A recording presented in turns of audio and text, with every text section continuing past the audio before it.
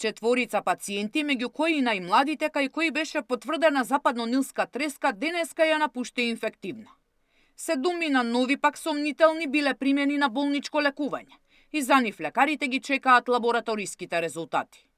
Под медицински третман и надзор се 22 хоспитализирани, меѓу кои 3 кои се во многу тешка состојба, кажа министерот за здравство кој денеска беше во посета на клиниката.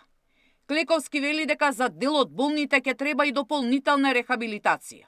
Тројца се доста сериозни, во доста сериозна состојба, значи дека се веќе релативно долго време на респираторна поддршка, не излегуваат од коматозна состојба. За некои од пациентите ќе им треба невролошки третман после отпуштањето, некои можеби ќе треба физикална терапија и за тоа искомунициравме со лекарите таму и да го организираме тој процес час поскоро. Од 9 август нема нов случај на западно-нилска треска од Драчево, кое беше првото жариште на вирусот и со најмногу заразени. Но каков ќе биде текот на епидемијата, здравствените власти велат дека не можат да прогнозираат. Фонтаните и застоените води се местата каде што најмногу се размножуваат комарците.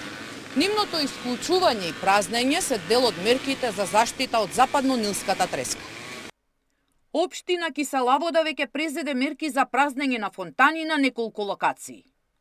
Одлуката која што ја донесовме како општина навистина беше тешка одлука за носење, заради тоа што сега имаме горештини, но имаме и многу посериозен проблем, а тоа е справувањето со епидемијата која ја имаме на овие простори.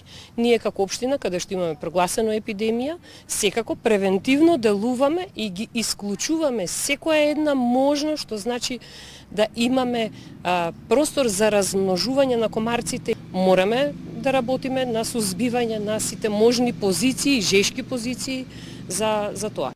5 пациенти со западно-нилска треска починаа, со што земјата е на врвот во Европа по стапката на смртност, но и по бројот на заразени на милион жители.